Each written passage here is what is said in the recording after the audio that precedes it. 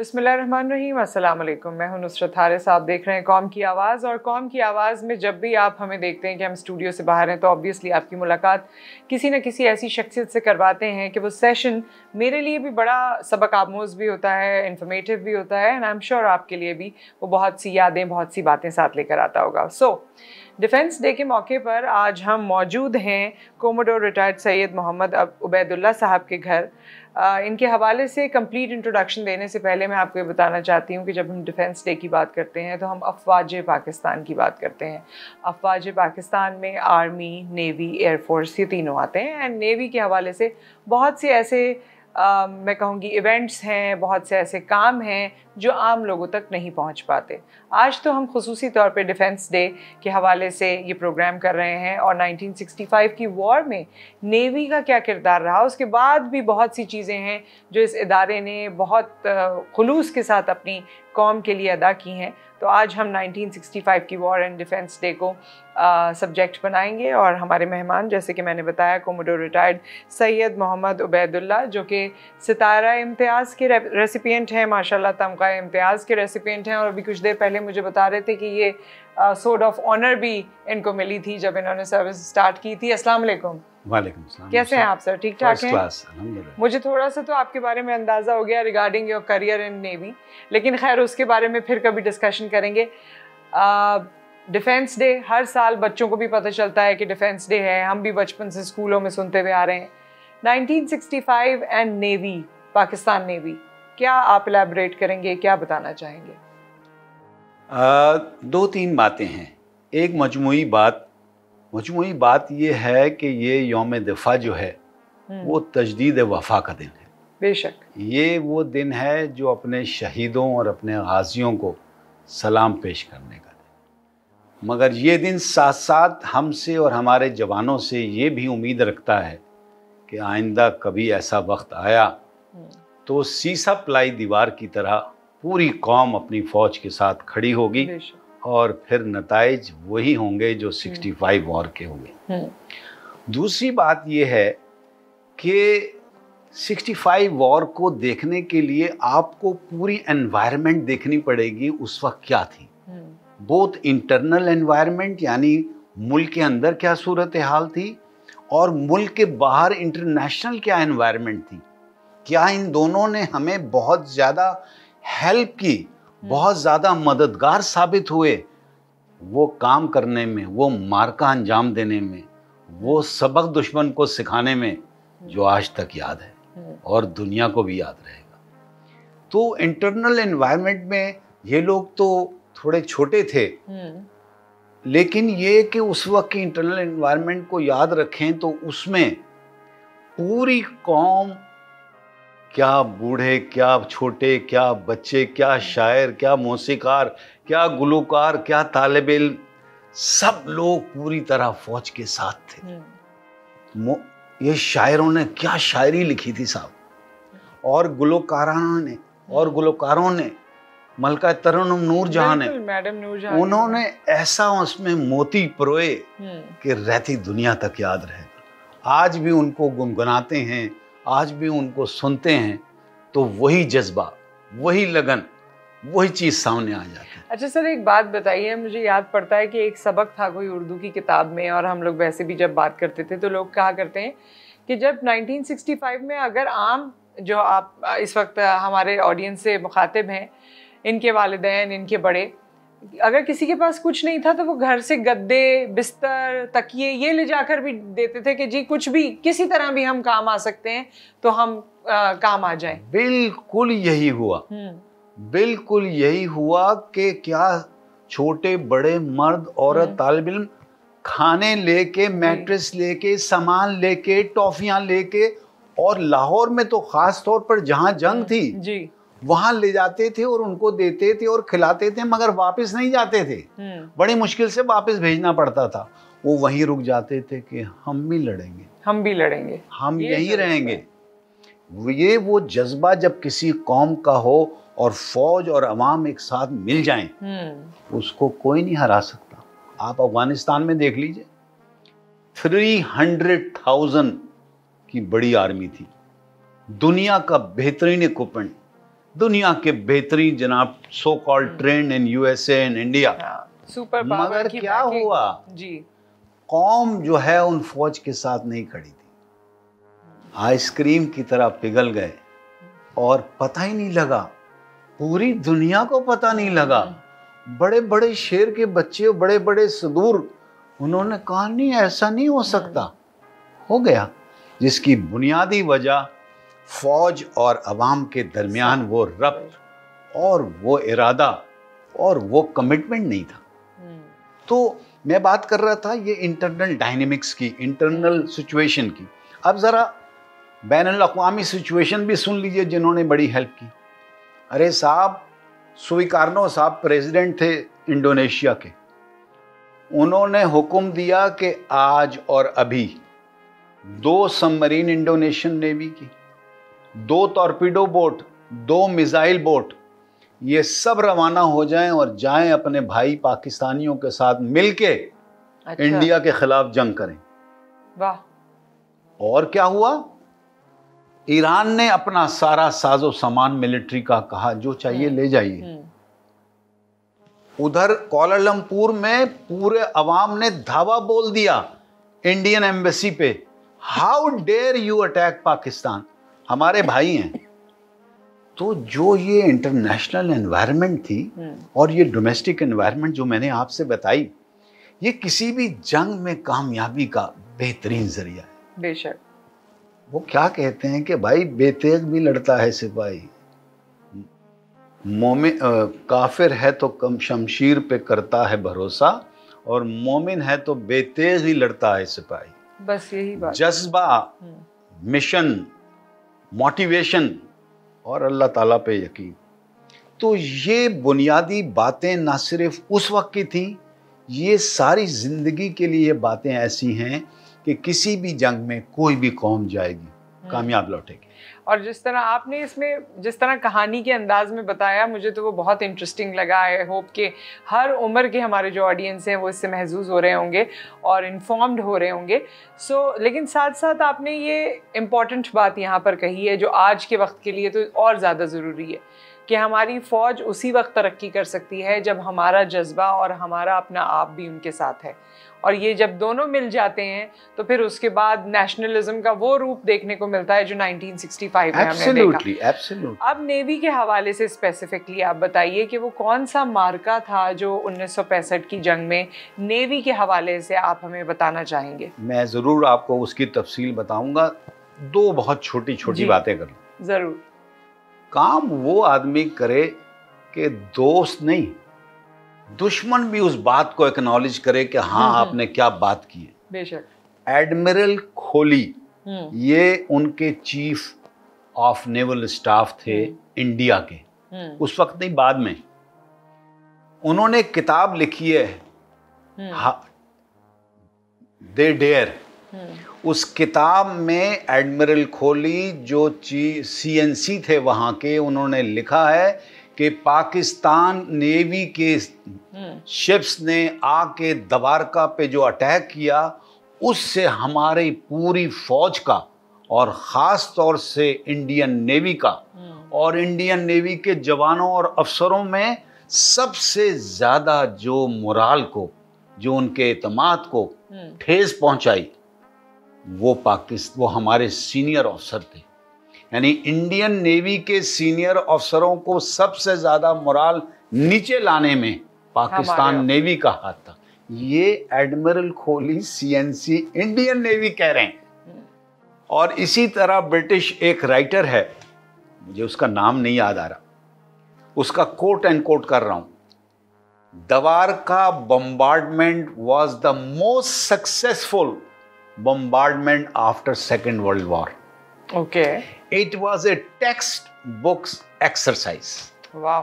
अब ये देखें जो उन्होंने कहा है, हम तो कहेंगे, आप कहेंगे कि भाई ये तो फौज के हैं, नेवी के हैं, तारीफ तो करेंगे। ऐसी बात नहीं है। By any standard and every standard, what we did, माशाल्लाह, तय दुनिया तक रहेगा। आपने ये फैलेसी या ये मिसकंसेप्शन भी बहुत से लोगों के दिमागों से हटाया है आज, एंड आई होप कि इसके बाद उनके पास कहने के लिए कोई चीज़ रह नहीं जाएगी, जो बड़े अफसोस से कहना पड़ता है जब वो बातें करते हैं और दुनिया को रेफ़र करते हैं और कहते हैं कि नहीं 1965 की वॉर में शायद हम उस तरह से कामयाबी हासिल नहीं कर पाए थे। तो जो आपने बताया वो तो ना आपने कहा ना किसी पाकिस्तानी ने कहा, वो तो इंडियन ने कहा और वो तो एक ब्रिटिशर ने कहा। सो इसमें मेरे ख्याल में लोगों के जहनों में अगर कोई फॉग है तो उसे अब क्लियर हो जाना चाहिए। बिल्कुल दूर हो गया। अब मैं मिलिट्री सिचुएशन की तरफ आता हूँ जिसका आप इंतजार भी कर रही हैं और आपके सुनने वाले और देखने वाले भी कहेंगे साहब को कहानी तो सुनाइए। हाँ बिल्कुल। तो मिलिट्री सिचुएशन कुछ इस तरह की थी कि लड़ाई असल में सिर्फ कश्मीर में हो रही थी, मेनली इन द नॉर्थ, और थोड़ी वहाँ लाहौर में थोड़ी बहुत सारी। तो वहाँ पर इंडियन एयरफोर्स का पूरा कंसंट्रेशन था, सारी एयरफोर्स वहाँ अटैक कर रही थी। पाकिस्तान नेवी ने अपनी बाकी दोनों सर्विसेज के तरह, जिन्होंने बड़ा अच्छा काम किया, ये एक बेहतरीन प्लान तरतीब दिया और इस प्लान का नाम था ऑपरेशन सोमनाथ, जिसको आम फहम जबान में ऑपरेशन दवारका भी कहते हैं। इसके 4 हदफ थे और ये बड़े इंपॉर्टेंट हैं, ज़रा सुनने वाले हैं। पहला हदफ था कि भाई हम जाएं और दवारका पे अटैक करें और दवारका पे जो रेडार स्टेशन है उसको तबाह बर्बाद करें, ताकि जो कश्मीर में इंडियन एयरफोर्स के हवाई जहाज जा रहे हैं और फुल फोकस्ड अटेंशन के साथ वो वहाँ से यहाँ भागें और वहाँ पर मामलात बेहतर हो जाएं हमारे नुक्ता निगाह से। दूसरी बात थी, हमारे पास एक सबमरीन थी, ये दूसरा ऑब्जेक्टिव था। हमने सोचा कि अपनी सबमरीन कराची से 500 मील दूर ले जाएं और बॉम्बे हार्बर, बॉम्बे की बंदरगाह के बाहर खड़ी कर दें दरवाजे पे और मारें नारा, अगर कोई शेर का बच्चा है, किसी की माँ ने दूध पिलाया है तो मैदान में आओ और आओ दो हाँ, हम तो तुम्हारे घर आ गए, अपने घर से 500 मील दूर। बिल्कुल। तो और क्यों किया था? इसलिए कि उस वक्त इंडियन नेवी में एक एयरक्राफ्ट कैरियर था। एयरक्राफ्ट कैरियर उस वक्त भी एक बहुत बड़ी बला होती थी, आज भी पूरी दुनिया में जिस भी नेवी के पास है वो बहुत बड़ा एक लीथल सिस्टम है पूरा। उन्होंने उसको हमारी सबमरीन से छुपा के मर्चेंट शिप्स के दरमियान छुपा के पार्क किया हुआ था और सबसे बड़ा क्रूजर मैसूर था, उसको भी वहीं पार्क किया था। सबमरीन हमने खड़ी की, दूसरा ऑब्जेक्टिव था इनको बाहर लोअर आउट और का काम तमाम कर, ये दूसरा ऑब्जेक्टिव था। तीसरा ऑब्जेक्टिव था कि भाई दवारका पे जो रेडार स्टेशन है वो एयरफोर्स ने हमसे रिक्वेस्ट की कि भाई यहाँ पर जो रेडार स्टेशन है, जामनगर से जहाज उनके इंडिया के उड़ के आते हैं और कराची पे अटैक करते हैं, आप उसको स्टेशन को तबाह करें। हमने कहा बिस्मिल्लाह साहब अभी लीजिए। तो तीसरा हदफ था उस रेडार स्टेशन को तबाह करना। चौथा जो हदफ था वो इन सारे हदफ पे भारी था। वाह वाह क्या बात थी। हदफ ये था जो डॉक्यूमेंटेड है कि भाई जब आप दवारका जाएंगे, जो कि कराची से 200 मील दूर है, काठियावाड़ कोस्ट पे है, गुजरात जो मोदी का गुजरात है उसका हिस्सा है, जूनागढ़ का हिस्सा है, जब आप घर जाएंगे उसके दुश्मन के 200 मील दूर और वहां जाके उनके पानी में जाके उन पर अटैक करेंगे, उसका मकसद होगा कि उनकी फौज का हौसला और मोराल नीचे आएगा एंड इन रिटर्न पूरी कौम का मोराल नीचे ले आओ।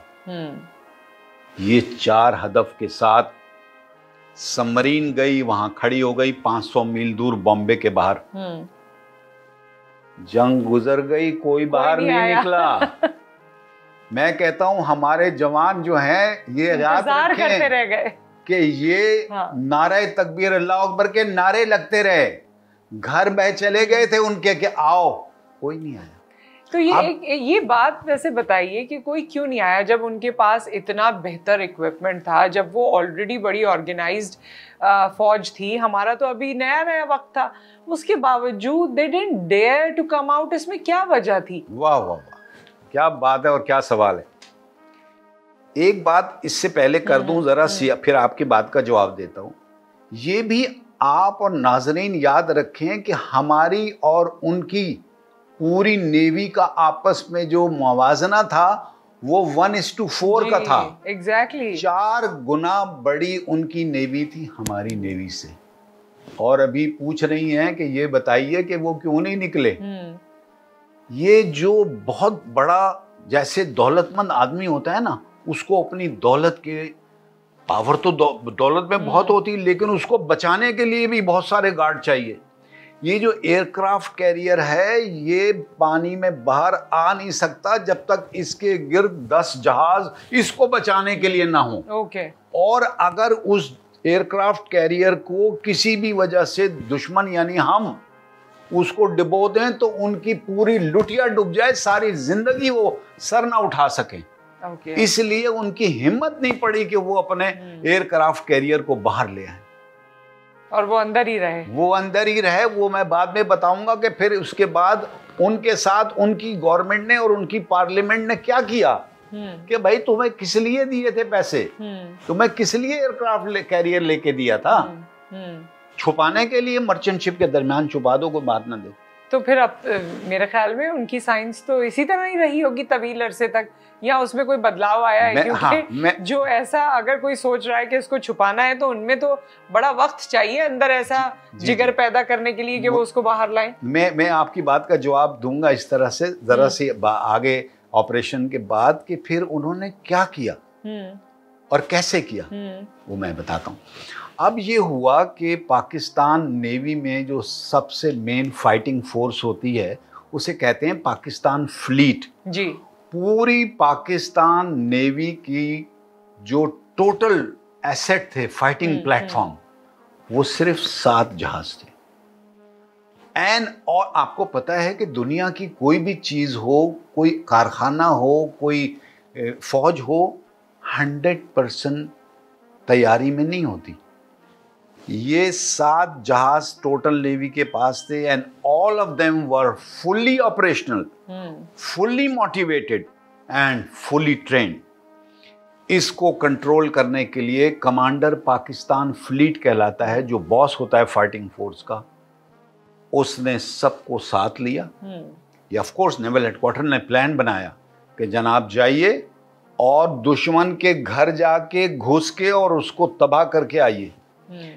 आमतौर से लोगों का ख्याल होता है कि भाई छोटे छोटे कारिंदों को आगे कर देते हैं, खुद बड़े अफसर पीछे बैठ जाते हैं। ये शेर का बच्चा जो है इसका नाम था कमोडोर अनवर।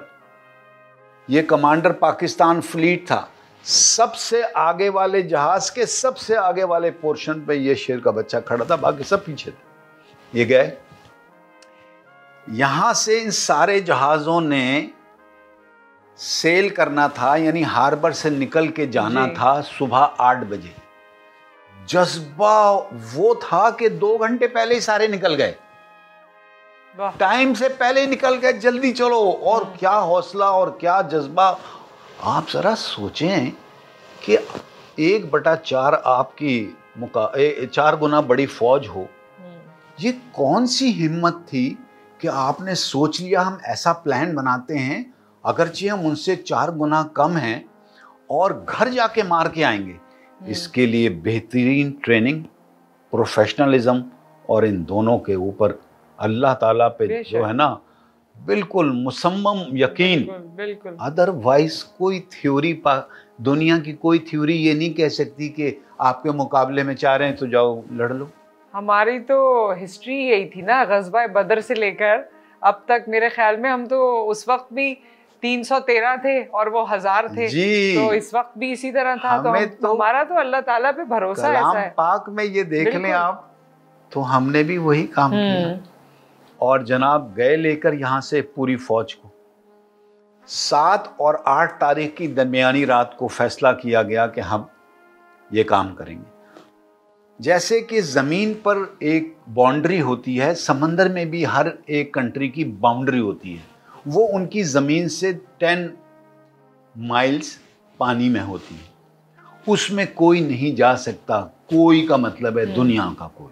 जैसे आपकी सरहद है, आपकी सरहद से अंदर तो नहीं आता आपकी जहाज। यहां से ये जहाज गए और रात के 12 बजे उन्होंने वो सरहद अबूर की, 12 बजे 2-4 मिनट 10 मिनट पहले। और क्या जोश और जज्बा था, नारे तकबीर अल्लाह अकबर के नारे लग रहे थे।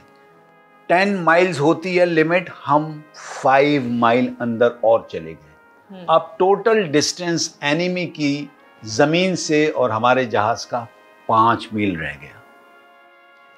उसने कहा जब ऑर्डर मिलेगा वर्ड सोमनाथ सर्किट पे, एवरीबडी स्टार्ट फायरिंग।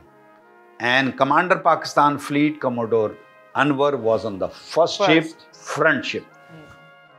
50 गोले हर जहाज ने, 7 शिप थे, 50-50 गोले विद इन 5 मिनट उन्होंने हमारे रडार स्टेशन पे जो सामने आया उसको तबाह कर दिया।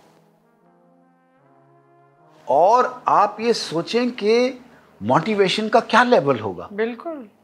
सबमरीन खड़ी हुई है बॉम्बे के बाहर 500 मील दूर, ये दूसरी जगह काठियावाड़ कोस्ट पे है द्वारका, यहां सारी के सारी नेवी 7 के 7 जहाज और फायरिंग कर रहे हैं। मजाल है किसी की कोई निकल के बाहर आए। बिल्कुल बराबर में ये द्वारका के जगह है, वहां पर INS तलवार उनका प्राइज शिप खड़ा हुआ था। मजाल नहीं हुई कि बाहर आ जाए कि जरा चैलेंज करे तो पता लगे कि कितना आटे दाल का भाव क्या है। ये वही बात है ना, it's not the gun, it's basically the man behind the gun. तो ये हमने वहां जाके किया। और एक बड़ी इंटरेस्टिंग मैं आपको बात इसमें बताऊं, आप लोग या आपके सुनने वाले सोच रहे होंगे भाई ये गोले वोले कितने बड़े होते हैं, या क्या TT पिस्तौल के गोले होते हैं? से तो लगता है कि काफी राउंड सा बड़ा सा कोई गोला होता होगा। एक गोला 110 पाउंड का होता था, 110 पाउंड वजन का। तो 35,000 पाउंड का एमुनिशन उनके ऊपर फेंका। और सबसे इंटरेस्टिंग क्या बात थी, वो ये बात थी कि हर गोले पे लिखा हुआ था इंडियन ऑर्डिनेंस। ये हमने 1947 में जब आए बचा के रखे थे कि वहीं छोड़ के आएंगे। तो ये आप देखेंगे क्या बात थी। बिल्कुल। और जब ये जंग खत्म हो गई, अल्हम्दुलिल्लाह हम सब वापस आ गए। आजकल भी बहुत सारे प्रोग्रामों में बहुत सारे लोग आपकी तरह वो पूछते हैं सर ये बताइए कि कोई 1965 में पाकिस्तान नेवी का कोई शहीद है? हमारा कोई नहीं है, लड़ाई ही नहीं हुई। बात ये है कि दुश्मनी मैदान में नहीं आया, मगर जब हम यहाँ से घर छोड़ के जाते हैं 500 मील दूर और 200 मील दूर दुश्मन के घर, कफन बांध के जाते हैं। बेशक। अब आगे अल्लाह की मर्जी है कि वो हमें शहीद करे या गाजी, सारे गाजी बन के वापस आए। और समंदरी लड़ाई जो है, कभी मौका मिला तो ज़रूर उस पर आपसे बात करेंगे। और सबमरीन्स में जिस तरह लोग रहते हैं, आपके ऑफिसर्स जिस तरह वहाँ ज़िंदगी गुजारते हैं, जितना पानी उनके पास होता है, खाने का सामान होता है, किस मेंटल कंडीशन में वो होते हैं, ये कभी हमें मौका मिलेगा तो हम ज़रूर आपसे पूछेंगे। क्योंकि वो एक पूरी अपने अंदर एक साइंस है और पूरी उसमें समझ में आता है कि एक नेवी का अफसर कितने मील नीचे समंदर में कितने महीने जिंदगी गुजारता है मेरे और आपके लिए। और हम हैरान हो जाते हैं कि पानी में इतना अरसा। लोहे की डिबिया है बिल्कुल ऐसे ही जैसे माचिस की डिबिया है, उसमें हिलने की कोई जगह नहीं है। बिल्कुल। अल्लाह माफ करे, कब्र से भी छोटी जगह है जी। बंदे को उस डबिया में डाल देते हैं और 300 फुट की गहराई में, and they stay, they fight nature and they fight enemy। बिल्कुल। अच्छा, तो एक छोटी सी बात और फिर उसके बाद आप इसे कंक्लूड करेंगे हमें ये बताते हुए, क्योंकि हमारे सेशन का वक्त भी खत्म हो रहा है, कि इंडियंस के साथ फिर हुआ क्या उनकी नेवी के साथ, आपने कहा था 2 बातें, ये 2 बातों पे आप कंक्लूड कर दीजिए। ओके जी। एक बात तो ये थी कि जब जंग खत्म हुई तो इंडिया की पार्लियामेंट ने बुला लिया सारे चीफ ऑफ नेवल स्टाफ और आर्मी और डिफेंस मिनिस्टर को और कहा मियाँ किस काम के लिए पैसे दिए थे, और दबा के उन लोगों पर क्रिटिसाइज किया गया, पूरी कौम ने किया, पार्लियामेंट ने किया कि आपकी परफॉर्मेंस बहुत बुरी थी। मैं बता रहा हूँ ना, उनके CNC जो थे, उन्होंने, जो मैंने अपने शुरू में बताया कि एडमिरल जो थे, उन्होंने ये कहा कि हमारा मोराल और ख़ास तौर से हमारे सीनियर अफसरों का मोराल नीचे। उससे उन्होंने एक सबक भी सीखा। और सबक क्या सीखा? सबक ये सीखा कि पाकिस्तान, ये जो सब कॉन्टिनेंट है, इसमें बल्कि ज़्यादातर दुनिया में सबसे ज़्यादा डिफेंस बजट होता है आर्मी का, फिर एयरफोर्स का और सबसे कम नेवी का। हमारे यहाँ भी ऐसा ही है, उनके यहाँ भी ऐसा ही है, और बहुत सारी जगह आर्मी बहुत बड़ी है। इसी तरह जो जहाज़ वगैरह हैं बहुत महंगे। उन्होंने उस दिन के बाद अगले कई साल तक अपना पूरा कॉन्सेप्ट चेंज किया, और चेंज करके कई साल तक सबसे ज़्यादा बजट इंडियन नेवी को दिया, और उसके बाद दूसरे किसी को दिया। तो ये उनके ऊपर ये जो था, ये इम्पैक्ट था, ये बहुत बड़ा उनके ऊपर इम्पैक्ट था। और उन्होंने फिर जो है इस लाइन पे काम किया कई साल तक। अब दोबारा तकरीबन वैसे ही हो गया है कि जैसे पहले था। Thank you so much sir, आपके साथ गुफ्तगू में बहुत ही मज़ा आया। ये मैं प्रोग्राम की फॉर्मेलिटी की वजह से नहीं कह रही हूँ, आपका अंदाज़े बयां ऐसा है कि मुझे ये तमाम मैं वो तमाम चीज़ों को फैंटेसाइज करी थी अपने जहन में जब आप बताते जा रहे थे। एंड होपफुली ये हमारे लोगों तक, मैं समझती हूँ, इसी तरह पहुँचना चाहिए, बच्चों तक पहुँचना चाहिए, यंगस्टर्स तक पहुँचना चाहिए, ताकि उनको पता चले कि हमारी एक्चुअल हिस्ट्री है क्या। किताबों के अलावा जो प्रैक्टिकली लोगों की ज़बान से सुने, उसका अपना एक असर होता है। और एक कंक्लूडिंग अगर आप इजाज़त दें, अपने नौजवानों को मैं कहना चाहता हूँ कि जो जज्बा उस वक्त था कि 1 और 4 की रेशो में लड़ जाते थे, और जो जज्बा अवाम का फौज के साथ मिलकर लड़ने का था, वो आज भी उतना ही ताज़ा है, बेशक कल भी उतना ही ताज़ा है, रहेगा इंशाअल्लाह, और रहती दुनिया तक रहेगा। आप लोग बिल्कुल ये फिक्र ना किया करें कि शायद ये 65 तक महदूद था, ऐसी कोई बात नहीं है। बात सिर्फ यही है कि आपको मुकम्मल यकीन अपने आप पर और अल्लाह ताला की ज़ात पे होना चाहिए। बेशक। थैंक यू सो मच, आपका भी बहुत शुक्रिया। आपका फीडबैक का हमें हमेशा इंतज़ार रहता है। अपना ख्याल रखिए, फिर मुलाकात करेंगे। अल्लाह हाफ़िज़।